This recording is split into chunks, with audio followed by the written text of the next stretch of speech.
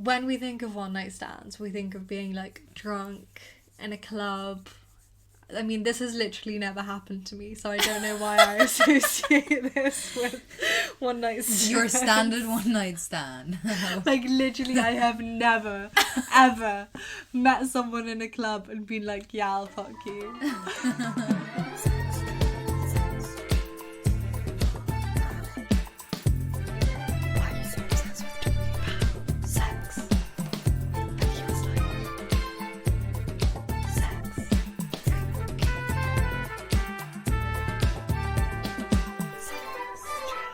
Hello, welcome back to Sextras. Where we talk about sex and all the extra. I'm Honey, and my favourite jelly bean flavour is berry blue. Berry blue.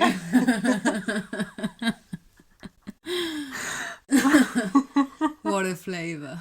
Such a good flavour. Hi guys, I'm Maria, and my favourite jelly bean flavour is juicy pear. I said that really. You said that like it was like a really hot take. But I feel like it kind of is though. Guys, we just like went on a mission to get jelly beans. Why did we even start talking about them? I have no idea.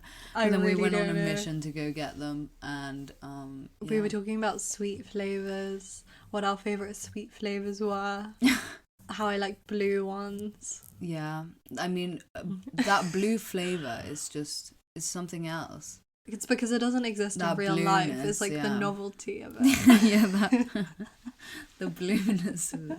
It's like escapism.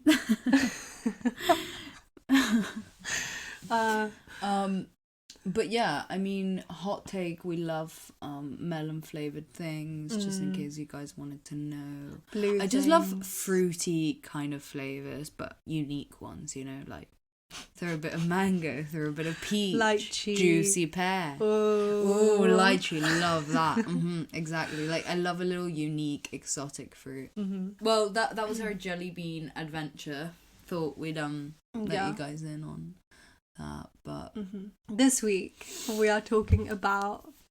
We're not really talking about like a specific thing. We're having more of like a debate about the concept of quantity versus quality. Because firstly, we've been told that people really like our chatty episodes, so that was a nice little like introduction to the vibe of the episode. our jelly bean talk.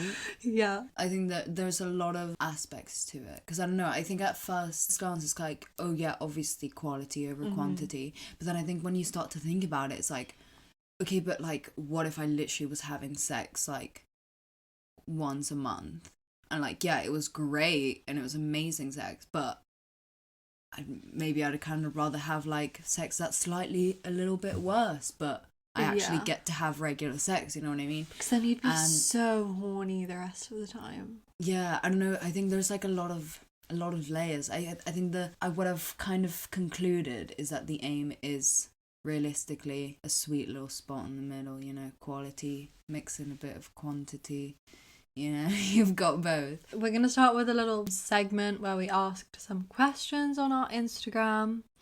We did some polls. And the first one was, would you rather have okay sex every day or have really good sex once a week? And 95% of people said once a week. Yeah. That is crazy. No, I think that makes sense. Like, I think it's the obvious answer, because I think once a week is quite a lot, and sex every day is quite a lot. I think it obviously depends. Like, if you're in a relationship, it's different, but I think for like the average human being, once a week is already kind of enough. Like, you could say it's enough if you're having really good sex once a week. Yeah, and I guess Like, that's definitely enough. a lot of people don't want to have sex every day. But I mean, we are asking the Sextras audience, and we know that they're horny motherfuckers, so they obviously do want to have sex every day. So I was kind of surprised. I genuinely thought it'd be kind of higher for the everyday. I thought that people were more horny, to be honest. Yeah, because, okay, let's think about this realistically, because, I mean, obviously, I'm not having sex right now. We really do not need to like spell this out anymore.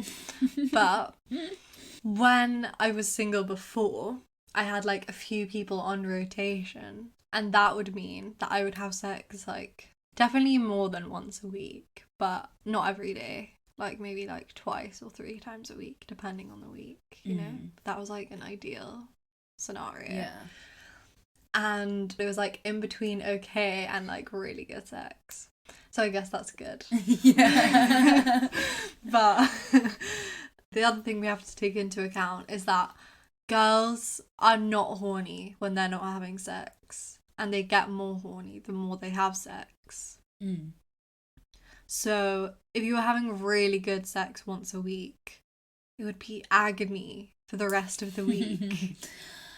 Okay, I do see where you're coming from, but I think, okay, I'm just trying to think of myself when I was not in a relationship, and I think that sex once a week is enough. If you're having good sex once a week is enough. Really and, like, good sex once a week. Like, I probably will get horny throughout the week also, but I think if you're not, like, in a relationship, if you're not, like, seeing someone every day and stuff, it's different. Like, I think being single, especially, I'd definitely take really good sex once a week rather than sex every day. I mean, still also in a relationship, I do think maybe I would take sex once a week.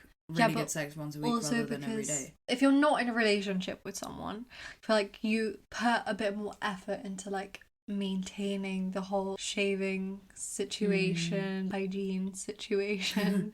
So if you were having sex with them every day, that would just be so much effort for it to only be okay. Yeah, the answer is really good sex once a week. Okay, but what if we just change the question to be like a lot more general, and maybe it doesn't work, but what if the question is, would you rather have regular sex that's alright, or really good sex but you only get to have it once in a while? I think then in that instance I think I'd choose regular sex that's alright. Yeah.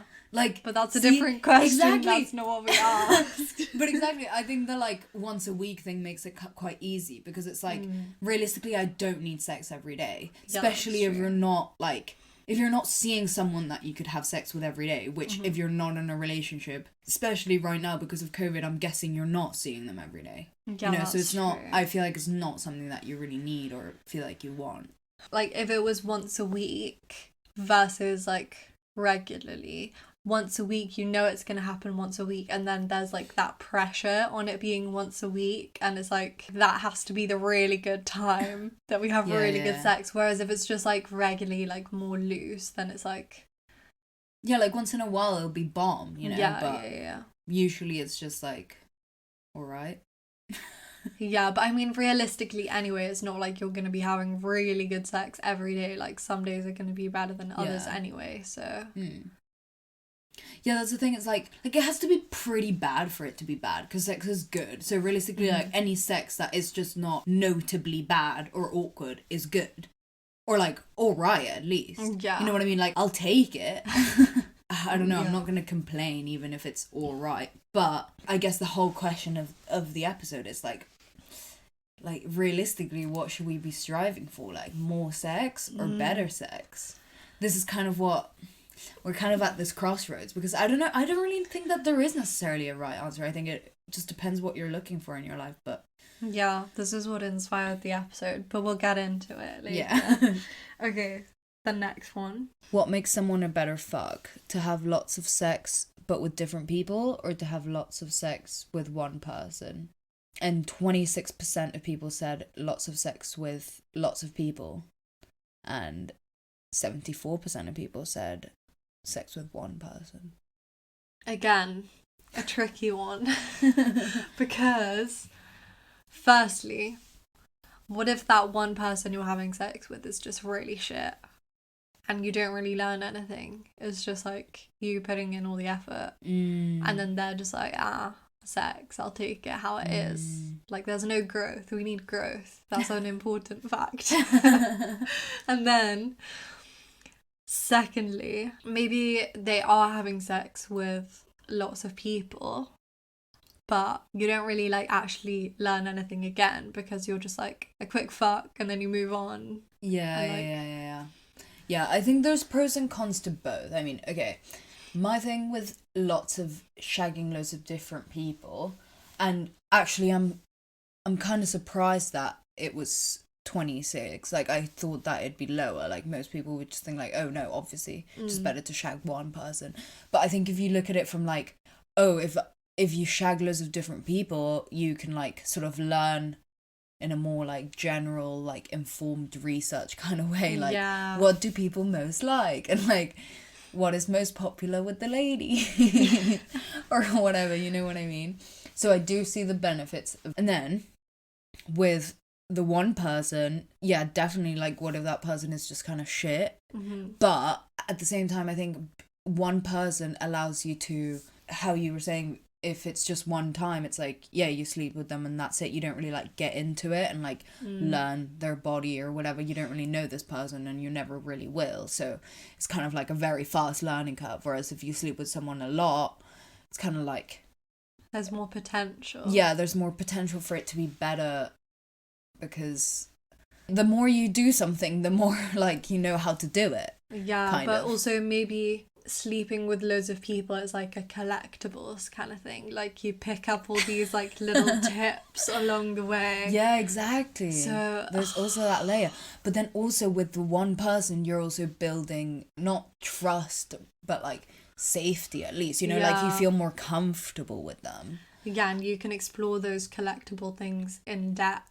Whereas with a lot of strangers, like, you might feel too shy or like you don't know them, so it's like you won't necessarily be able to bring up or explore these things because you don't know that person. Yeah, well, we do need to get into like the philosophy of the one night stand, but we'll again do that later in the episode. No, but I'm glad that people did see the like, no, I mean, there is definitely value in shagging loads of different people. And someone messaged us, like, saying exactly that it's better with different people, but not because necessarily you'll have better sex, but it's like then you get to learn more of, like, what a larger group of people like, rather than just that one specific person. Yeah, it's interesting. So maybe that's, like, the biggest pro of monogamy, because you can literally fuck around loads of people when you're single. But then when you're sleeping with just one person, you can finally, it's like a workshop for all those things that you've picked up in your single life. And you're like, okay, I can really explore this now. Like, let's get into the nitty gritty of this, you know? Moving on to the next one. We asked, does your partner's or a potential partner's body count matter to you? And 87% of people said no, and 13% of people said yes. Sex positive vibes. Yeah. I actually I'm gonna out myself, and I actually think yes. Yeah, I was gonna out you anyway. But okay, I was explaining to my boyfriend why I said yes when we were talking about these polls last night, and he was like, yeah, but Maria, you like read so much into the polls, like no one actually thinks that this is exactly what you're asking, like you've just expanded so much into your own question. And I'm like, yeah, okay, whatever. So basically, I'll explain. That's why we host the podcast. Yeah, but so basically, I think I don't actually care. Like, if someone was like, oh, I've slept with 100 people, I wouldn't be like, oh my god, you slut, now I can't go out with you. That's not what I mean by I care about my partner's body count. And like, I probably wouldn't not date someone or date someone because of their body count. Yeah. But I also don't subscribe to this whole idea of like, oh, it's just information that is like really useless information, or like, oh, it doesn't matter, it's in the past. And it's like, you're like, the past is what makes a person, like, shut up. Yeah, like, that is so stupid. It's like those people that are like, I don't care about history. What the fuck do you mean? No, like, exactly, like, okay, I do see what you mean, that like, if a person's changed, like, people can change, completely subscribe to that idea, like, I know people can change, and yeah, I don't think that, like, if someone did this in the past, it necessarily means that they're, like, that it means that they're gonna do it again, like, you know what I mean, there's a lot of things that play, but at the end of the day, I do think that things about especially like romantic partners' pasts are important and like do play a part, and like specifically like the history of their like relationship and sex life, because it's like it tells you about the kind of person they are and like kind of their attitude towards sex. Like body count can tell you a lot about what someone's attitude towards sex is. Or we were also saying maybe their body count doesn't even actually say anything about the kind of person they are, or like what they actually think about sex, because someone could have slept with 3 people and that says like, oh, they like, oh, maybe they don't really sleep around a lot, like, you know, they kind of see it as something important, but maybe they don't at all. It's just, that's just the way it's happened, you know what I mean? It doesn't necessarily tell you anything, but it's like, I think it's still useful information. Exactly. Like I wouldn't just discard it altogether, because like I don't think my body count like reflects how much of a slut I think I am, or like how much of a slut I portray myself as, like quite a lot of the time when I'm like speaking to people, not like just in general life. But yeah, I just don't think it's like, it can never be irrelevant information is the thing. First of all, you need their sexual history because you want to know like what's going on down there. Like, did he get tested? Exactly. Are you safe? Blah, blah, blah, blah, blah. Secondly, why are you not talking about sex? Like, I want to know. Like, I want it to be all on the table. Like, you get to know about their kinks, like what people they slept with have been into. Maybe they learned something about that kink that they were into, or they were like automatically like, oh no, I'm not into that, or like anything related to that. Like, I feel like you should just get everything out in the open at the beginning before you fall in love, because then when you fall in love it's like a little bit different, because then it's like, oh, I really don't need to like picture you fucking someone else. But if you do it before that, it's pretty like calm, and chill. I mean, equally I do respect and like understand if people don't really want to talk about it, and like I do understand if people are like, oh, the past is the past and like I don't want to talk about it. And I think to me that indicates like either the past is like painful, there's like something kind of fucked up there, so I don't really want to talk about it, or this literally doesn't matter and I don't care, so I don't want to talk about it. Which either way, it's like, I mean, one is very different than the other, but I've heard a lot that it's like, oh, why do people care about people's body count? It doesn't matter, which I understand like where it's coming from, as in like, it doesn't matter, don't feel like, self-conscious about your body count. You wouldn't judge them, or like you wouldn't not date them because of their body count. Like, that's how it doesn't matter. But it matters like in other ways. Yeah. And this is what this is why my boyfriend was like, yeah, well, that's obviously not what people thought you meant. Like, if you look at it like that, then yeah, I see what you're saying. But like, well, guys, this is the level of detailed analysis we need you to be doing when you like tap on our like 10-second story. Pause. The amount of time we spent planning the question as well. Like, okay, is this the right way to phrase it? It's so stupid. But I mean, if I read it just like in a very straightforward way, like, do I care about my partner's body count? No, I don't really. Yeah. But I also But we phrased it in a way that doesn't matter to you. But I think that also makes it seem like if you ask them what their body count was and they told you, then that would change your perspective of them, or like if you want to date them or whatever. Yeah. Then it's a yes. But if they tell you and it doesn't really change your feelings, then that's a no. Which is like, yeah, that is one way to look at it, but it's also more complicated than that. It's not just about like if you would date them. As we're saying, there's so many other factors. Exactly. That's the thing. I don't think it would affect whether I would date someone or not. Like, I don't think it's a deal breaker for me in any way. Yeah, but no. I think that it does matter. Like, it does change something. Do you know what I mean? Because, okay. I mean, if it is a deal breaker, then they're just like slut shaming you, basically. Yeah, but not like, also not even that. I think it can matter to me because it's like, if my boyfriend had slept with 10 girls rather than 3 girls, I would be like, there's 7 more girls I have to be thinking about. You know what I mean? True. Like, and it's not that that's gonna like really change anything. Like, realistically, deep down, that's not actually gonna change anything. But it's like, it would still be in your mind. It does, yeah, exactly. It does change something in my mind. So I feel like people are liars because I just think it fucking matter. Preface this whole conversation with people are lying. Because I know for a fact people that we know in real life care about their partner's body counts. Not just about the number. It's not about the number. It's about the people behind the number. Yeah, if exactly. Your partner it's about the people. has slept with like the most beautiful person on the planet, and you run the risk of like running into that person with them out and about in your day-to-day life, and you have to be confronted with that knowledge. That's going to fuck you up a little bit. Or not fuck you up, but it's going to be in your mind. But to bring it back to quality v quantity, though. Yeah. Okay, exes. Quantity. Exes. Yeah, exactly. What if your man has slept with like 100 girls? Or but they're like a solid 5. Yeah. Or like, yeah, and they were all just like random shags.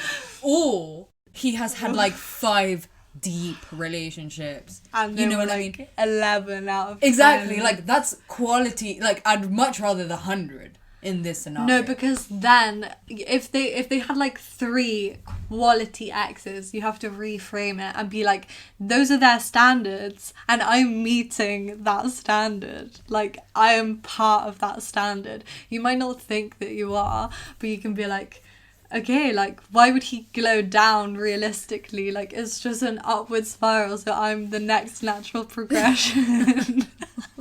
What? You get what I'm saying?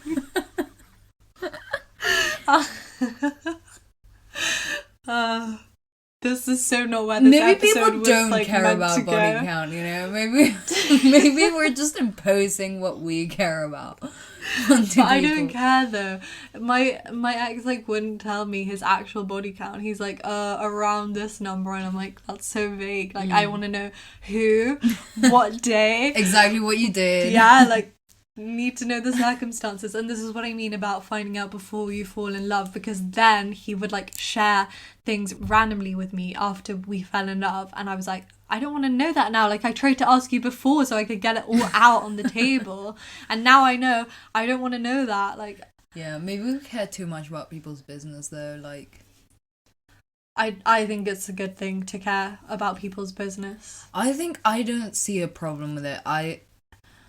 I think if it's someone you're in a relationship with, yeah, why wouldn't you know about their business? Yeah, I mean, I'm not going to, like, bug them about it and ask them every day, but, like, secretly am I going to want to know? Yes. And will I ask them once in a while? Yes. Yeah. It's just interesting also. It's like, people, I don't know, it's like, people make it sound like it's so childish to care about body count or whatever, but it's like, it's kind of interesting. It's like, people make it sound like it's so childish to just like care about things in general, but it's like I mean, I said I don't get why people say it's childish, but I actually do get it, because obviously a lot of problems kind of do come from it, because it's like, you know, such a big thing, and people get slut shamed, or like people are under loads of pressure to have some kind of number and like raise those numbers, and it's such a thing.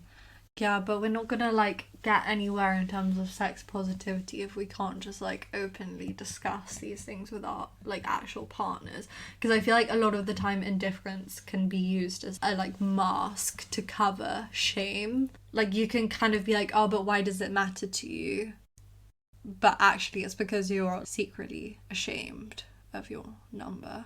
Oh, I see, yeah. Sort of what I was trying to get at is that I feel like it does get kind of harmful. It can be kind of harmful. Like if everyone did talk about their number and it, like was really open about it and stuff, I feel like there would still come problems from it, because I think there's the time when we're growing up that everyone kind of starts talking about it and it's kind of like a thing, and I feel like it becomes, you just feel like self-conscious and like you want to like bring those numbers up, and like it becomes sort of like a game, like especially like in uni culture, like you just really want to drive those numbers up, and it can become sort of like you're just doing it to get an extra body rather than like I actually want to sleep with this person. I feel like sometimes it kind of just becomes like a game. Yeah, that's true. Okay, the last one. Has your best sex been with one night stands or in a long-term thing? and 84% of people said a long-term thing.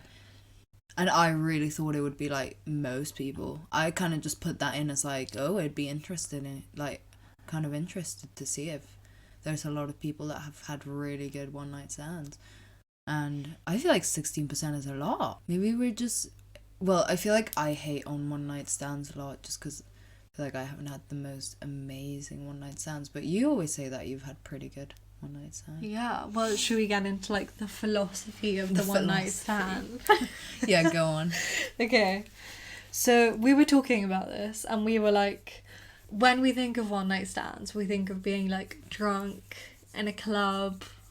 I mean, this has literally never happened to me, so I don't know why I associate this with one night stands. Your standard one night stand. Like, literally, I have never, ever met someone in a club and been like, yeah, I'll fuck you.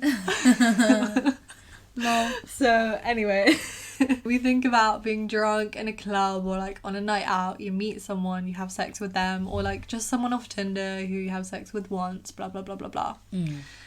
Again, reflecting our age, this is not necessarily how one night stands always happen, but like I'm pretty sure everyone at uni, apart from me apparently, has had this kind of experience.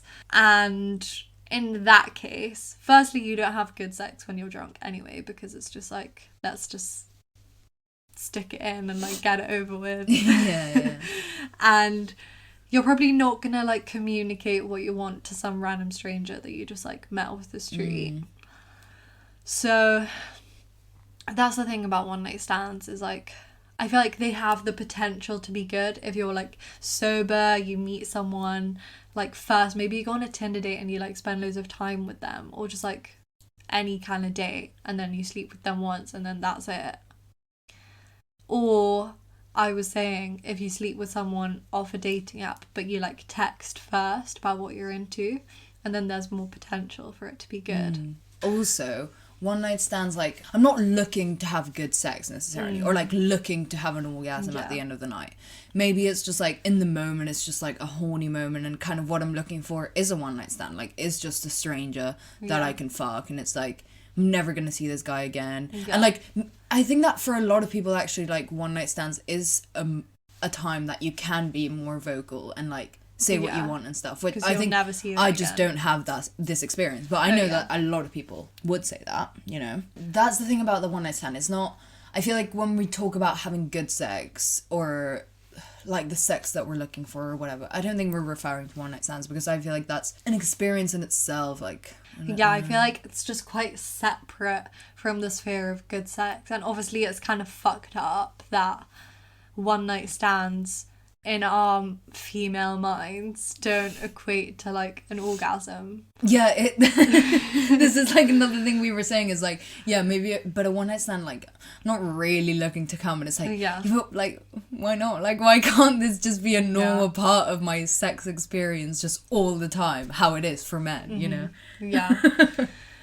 So obviously that is kind of fucked up, but for now, that's how it is. Maybe it will change in the future. Literally, who knows? Or maybe one of us will have a really good one night stand and be really surprised by it.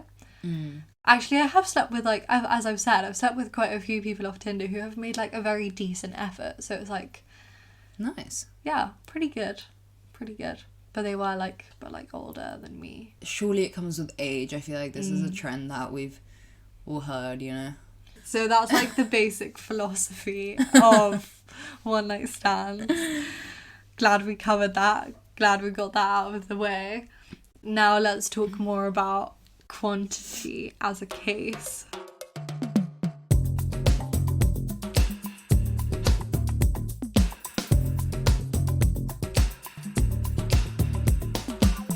Okay, I think as well, the thing with one night stands, and just the thing with like quantity being a pro, is that you can just have really good sex without coming, because in my mind quality means coming, and like there's like a bit of spice in there's like chemistry, like you try a few things out, it's like, you know, ticking off the boxes. But with quantity, or like just fucking people once or twice, if you just really enjoy penetrative sex, which I do, that is like still very good sex to me. And like you can still have a lot of fun from like the thrill of the chase, or like the thrill of like getting ready to go get fucked or whatever.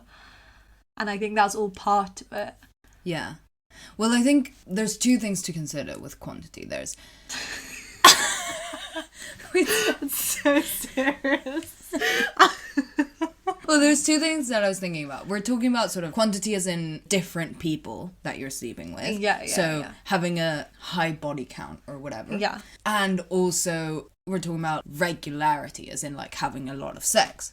But like one can give you the other. So for instance, like if you're sleeping with loads of people, then that can mean that maybe you can be having more sex than you would if you're sleeping with one person, because that person might only be available this one night a week. Yeah. But if I'm like seeing all these other people, then I can have more regular sex as well. Yeah, that's true. So that's another little plus. But alternatively though, if you have one main person or plug or whatever, I feel like you could see them more and it's less orcs. I mean, the two kind of quantities that we're talking about kind of intertwine a bit here, you know? Yeah, I was helping also... each other out. I was also going to say that I feel like for some people, depending on the kind of person that you are, and obviously we haven't reached this like stage of maturity in our lives, but you know, it might happen, that a one night stand is quite like liberatory, because it like as we were saying, it can just be kind of like this quite confined space to just literally explore whatever you want with that person, obviously like consensual, and you discuss it all first, or like when you meet them and like right before you're about to fuck is what I mean by first. And then you just never see them again, and it's like, yeah, that was like something I wanted to try, and now I've ticked it off, now on to the next person. And it's like you don't even have to think about it. Like it could be a little confined space to like set you free. That's true. And I mean, when I started having sex, I wasn't in a relationship. I've said this time and time again, I feel, but I was kind of like just waiting for this guy to ask me round and, you know, to like want to see me. And it was still like... at the mercy of his booty calls. At the mercy of his booty calls, as I so famously like to say. So it was kind of like once a week that I would see him and therefore get to have sex. Do you know what I mean? Yeah. So I think after I got out of that and went to uni, and I started figuring out this whole like, oh, I don't want to be waiting around for like no man, you know? So I was like, I gotta get myself my rota, because then I can have as much sex as I want to be having. Because if one guy doesn't call me up, then it's like, it's cool, I have another one. Yeah. You know, so it's like, you don't rely on it's a little bit about taking control of how much sex you are having. Because I also feel like you could still be having like sex maybe once or twice a week, but because you're the one that's kind of in control, it's like... Yeah, exactly. It doesn't feel like, it feels like you're having sex just as much as you want to have, because that is kind of what's happening. Yeah. I think that when it starts to get a bit dire and you're like getting a bit desperate is when you feel like it's not your choice. Yeah. This is exactly the problem with dry spells that I was thinking about after we recorded the episode, because I was like, I think there's so much shame around dry spells, because it's like, oh, you're not in control of that. You really like let yourself go there, didn't you? Like you really let yourself down with that one. Whereas if you have a rota, that is always the best scenario, because it's like, oh, I feel like fucking this person tonight, off I go. And that in itself is a thrill. Like that contributes to the thrill of sex, even if you don't come. Yeah, for sure.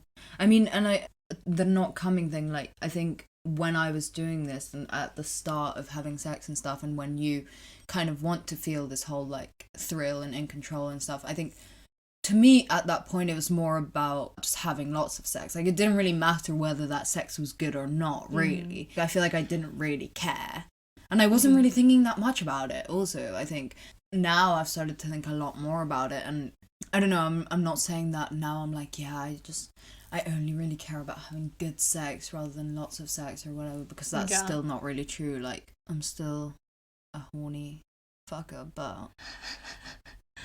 Yeah, it is an age thing, annoying, because when I think back to when I started having sex, as with like anything that's new, really, you're just like, the first time you have it, well, for most people anyway, you're like, oh, this is great, I want to keep doing this, like, let's just keep like whacking them out.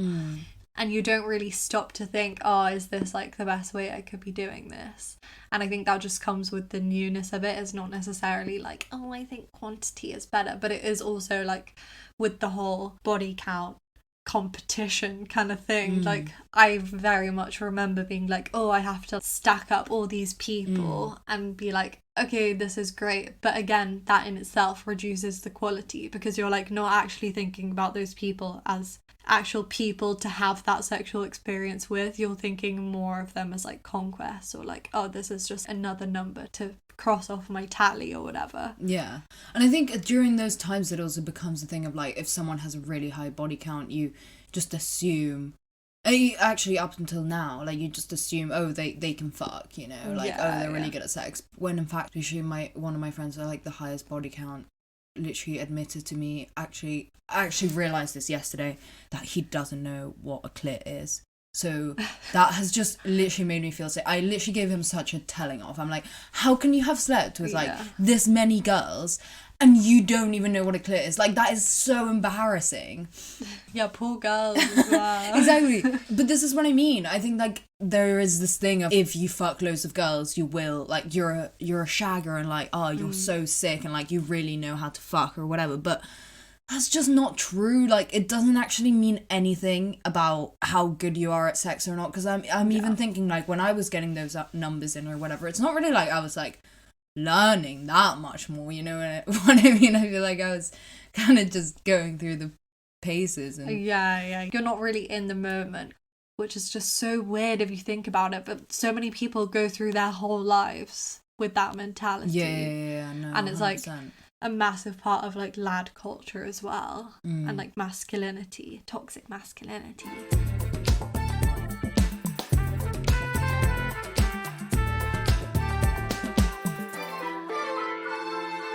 Okay, well, now that we've identified that we want to improve the quality of our sex life, we're like, okay, yes, maybe quantity is important, but we want to maybe focus a little bit more on quality, because we haven't been doing that for the past few years. Yes. So what... I mean, I feel like that's a bit unfair to say that, considering you've been in a relationship. No, I'm just saying as in, like, in the past, sorry. No, I know. I'm just joking. What are some of the things we've been saying, like, we should, you know, strategies to put in place, or, like, things that we've maybe just been thinking a little bit more about, that we're like, oh, yeah, okay, something to know. I should, you know, look at that, think about that. Strategies. Number 1. Higher standards. Yeah. Just because someone has a dick. Like, what does that mean? Like, you can't fuck them just for that, like, pure reason, and because they're interested in you. So, high standards. What can they bring to the table? Are they into the same things as you? Do they know what a clit is? Can they make you come? Or are they going to at least try to? And is it not going to be like this one-sided interaction? But how can you tell those things? Yeah, that's the problem. Is like, how do you find those people? Yeah. This is the big issue. Is like, dating apps, not really the place to do that. But what else does that leave realistically? Real life. You're just like about to meet someone in a fucking cafe and be like, oh hey, like, do you know what a clit is? Do you want to fuck? Well, I think it's a good first step to be like, okay, I want to have better sex. Like, I feel like that's a great thing to realize. You're like, okay, I'm not enjoying the sex that I'm having, or maybe you are, but just, I want to have better quality sex. Yeah. Fair enough. Good. Okay, at least you know that. Yeah, we're having trouble with implementing this mentality into our lives, really. Yes. We do have a lot of conversations about how to go about actually doing this, because it is really hard. I think it's really hard to ask for what you want, even when you know what it is you want. I think it's very hard to do it And a lot of the time we kind of just want people or expect people or just want people to kind of get them by themselves. Like we don't want to have to ask for it. I think it takes a lot of the thrill. Yeah, I hate, like, me and my boyfriend will be just like chilling all the time and he'll be like, oh, do you want me to give you head? And it's like, yeah, maybe I do, but I really don't want to have to be like, yeah, can you please give me head? Yeah. Like, what the fuck? It's so awkward. Yeah, I completely get you. So, yeah, I think it's really hard to ask for what you want, and I'm really realizing how hard it actually is, because I feel like I preach it all the time, and even to myself, I'm just like, yeah, you know what you want, girl, you know, but then I find myself, like, really not being able to say it. Yeah, and then because the quantity problem is so ingrained in our heads, if you're horny, it's like, I'll just take what I can get. Yeah, so true. Like, I'll literally take whatever I can get. And because, as we said, it's not terrible unless it is really, really terrible. At least it's still something. So you're like, okay, I'll accept that. But then how do you, like, move past that once you've gone through the super horny phase to being like, okay, is there a way we can non-verbally communicate what we want? Yeah, but I don't think guys get that concept. Clearly, otherwise we'd all be having better sex. Yeah. So really our only option is to just outright tell them. And a lot of people would argue, okay, why are you having sex if you can't just tell them, like, straight out, which is a fair argument. However, we are still 20, 21. I think it's a fair argument, but I really hate when people say stuff like that, because, like, I'm in a 2-year relationship and I'm realizing more and more, like, how much stuff I feel really, like, shy and embarrassed about asking for, you know, or like saying out loud. And it makes me feel like there's something wrong with me or my relationship, because I'm like, oh yeah, like, what's wrong with me that I can't even, like, do that? I'm literally letting this person see me naked and have sex with me, yet I can't even do this, you know what I mean? But it's like, it's not stuff we've really been taught. Yeah. I don't know. Yeah, so then what is going to happen as well? You're not going to date anyone or sleep with anyone, and then one day you're suddenly going to wake up and be like, I know how to ask for what I want, let's go out and do that today. Yeah. Like, no, it's a gradual process. Yeah, I'm the more and more I think about it, I really feel like it's a ripping off the Band-Aid thing. I've been really thinking, like, I'm going to try this in my own life. I really want to, like, get more into dirty talk and, like, for my boyfriend to be more dominating and stuff, but I really don't know how to say that, or, like, I don't necessarily want to ask for it. Like, I don't want to, like, sit down and be like, oh, I'd really like it if you were more I don't know, because then it would feel to me like when he did it, he was, like, doing it, like, really forcibly, you know what I mean? Yeah. So I was thinking, okay, how can you, like, ask for what you want, but, like, not make it into a whole conversation thing if you're feeling a little bit too shy. And I think it works for certain things, but obviously if you're gonna get into, like, choking or, like, bondage or, like, anything that could be a bit of dangerous, like, I feel like you need a little bit more conversation. But I'm talking for more things that is, like, dirty talk. Maybe I'm like, oh, I want him to call me, like, I don't know, say, like, oh, you want that, you little slut, or something like that, you know what I mean? So I was thinking, what if, like, right before we start having sex, you just say it kind of in, like, a sexy way, like, I want you to do this and this and this and this. Yeah. And then I feel like it wouldn't be so scary. But what I also find scary about it is, like, I feel really weird, like, acting sexy, because it feels like I'm really trying. Oh, yeah, I hate that. Oh, there's just so many layers that I feel like... Yeah. The answer is simple in that, yeah, you just need to, like, sit down and start having these conversations and, like, tell people what you want and all these things. But obviously it's a lot harder to do that. So I think right now we're in our first stages of, we want to have better sex, like, really be, like, getting what we want and, like, pleasure, good times, all of that. But we're step by step seeing maybe some ways to do it that are not so scary. Do you think it's a confidence thing? I think so. I mean, because I always, like, I think I'm a pretty confident person, but then sometimes I'll, like, set myself small challenges in my head of, like, how confident really are you, okay? So then So then I'm like, okay, could I just literally go up to someone and like ask for their number or like flirt with them? And then I'm like, no, I couldn't do that. So that's the simple answer to that.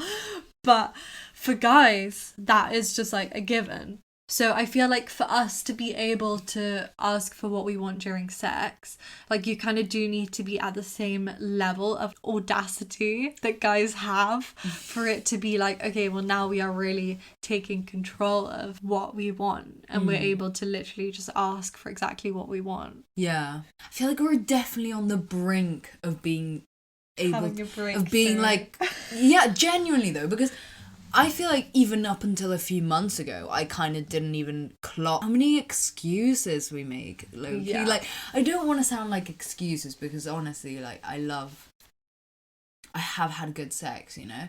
But yeah, I think like all the time we kind of say things like, oh yeah, but like I knew I wasn't gonna come, but like it was still good. Yeah. And like a lot of the time that is true and it is still good, but we shouldn't have to not come. That shouldn't be the standard. Yeah, we shouldn't have to just decide that, yeah, okay. Like coming isn't the goal, like it shouldn't always be the goal, and I do agree with that.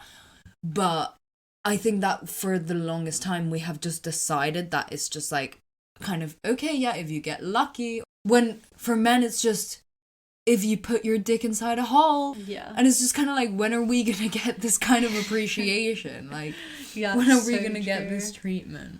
We just have to start acting like we deserve the treatment, and then we will get it. It's just fake it till you make it, all of this shit. It like, really it honestly is. This is the experiment that we're gonna do as well. Like, we're gonna start fucking like we are guys, which, as I said, is the premise of the first episode of Sex and the City.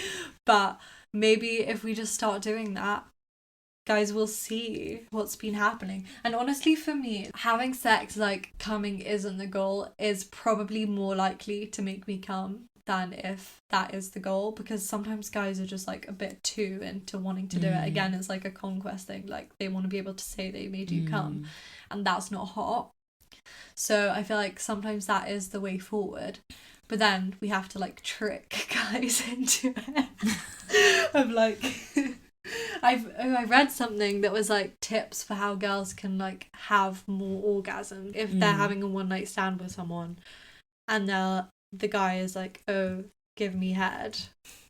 They'll be like, oh, I don't go first, because it's like a sure way. They're gonna get their turn if they give you the same in return first. That doesn't really make sense, but you know what I mean. So I feel like that is quite a good way as well. Yeah. Like, I'm not saying trick guys, but it's like, how can we reorganize things so it's not like guys can just have that opportunity to take advantage of the situation and just like get their pleasure and then move on with their life. Yeah. I mean, this friend that I mentioned earlier that didn't know what the clip was, he famously, self-admittedly, he's like, yeah, I just don't know how to give head, and has only really given head like a handful of times in his life. But recently, like a couple girls he slept with were like, right, you're gonna go get down there, and kind of just like forced him to go down there, and we're just like, yeah, you're doing a terrible job, and like we're like trying to like teach him and direct his head. That's so ballsy. Yeah, which is like, oh, okay, cool, lit, like that's great. I feel like girls are kind of like, they really are like, I feel like we're stepping up. Yeah, we're kind of like I feel like, no, but I actually have heard so many more people talking about it, and like seen so much shit about it, like girls just saying like, is this normal? Like, why are we not coming? Why do we expect the bare minimum? I feel like it's kind of, girls are kind of like, yeah, we're not, like, we cannot be bothered with this shit anymore. Genuinely, in like the last beginning 3 of the end, years, I kind of feel it's the revolution. Like, this is the new sexual revolution. Yeah, I feel like it is getting close to the beginning of the end of the orgasm gap. Guys, if you have like any tips or any stories of things that you've literally just done in the moment, you're like, okay, I'm gonna go for this, and I'm just gonna like say this to a guy, like, do this during sex, please send us those stories. Yeah. And we want to know all your tips, and we'll read them out. Yeah, or any other tips on how to improve the quality of your sex life. Yeah, and to like ask for what you want. And please don't just say it, because like that's not helpful, clearly, as this whole episode has really been about.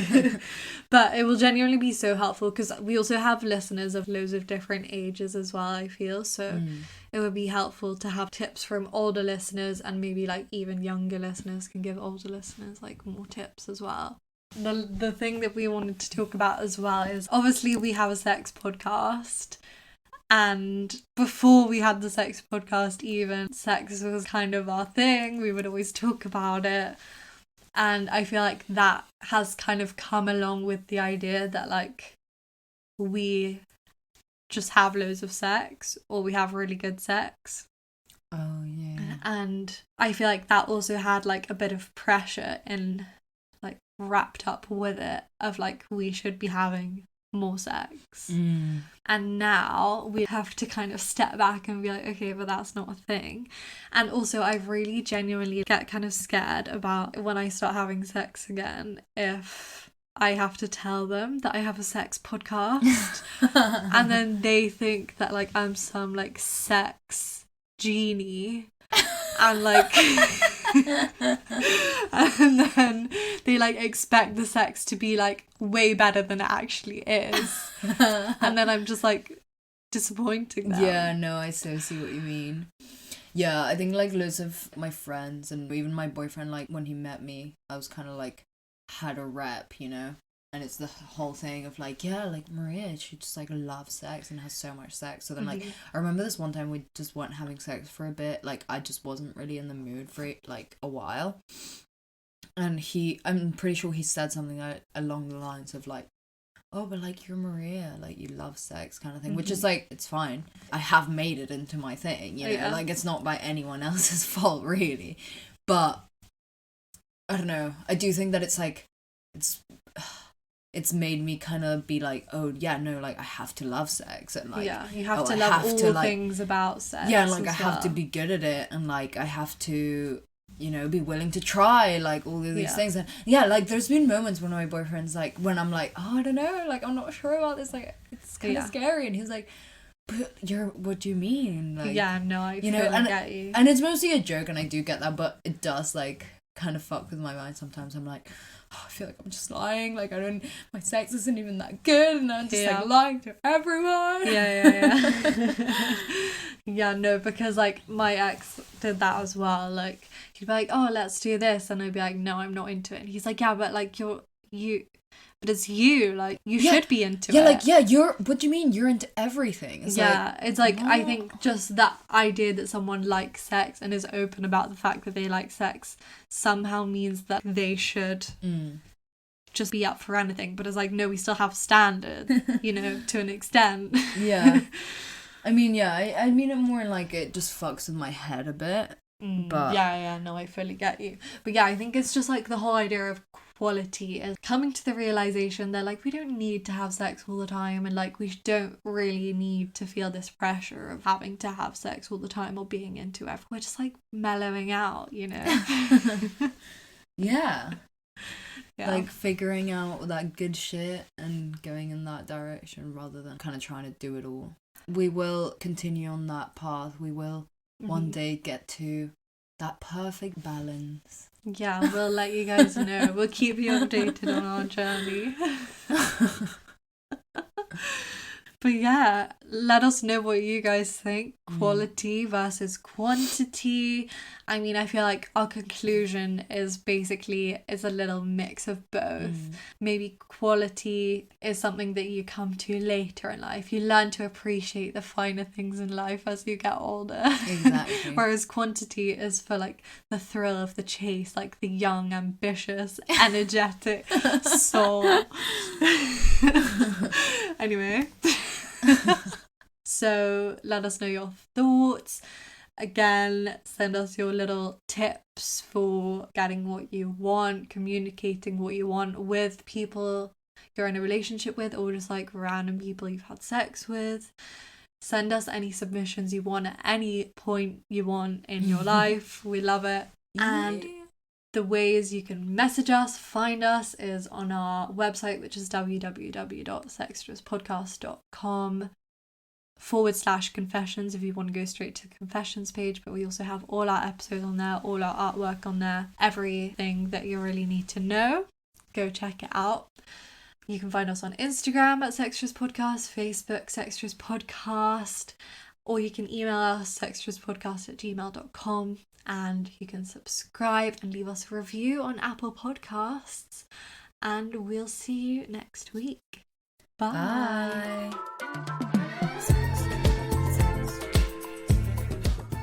You've been listening to Sextras, presented by Honey Jane Wyatt and Maria Jose Hayodatiyi. Produced by Mabel Productions.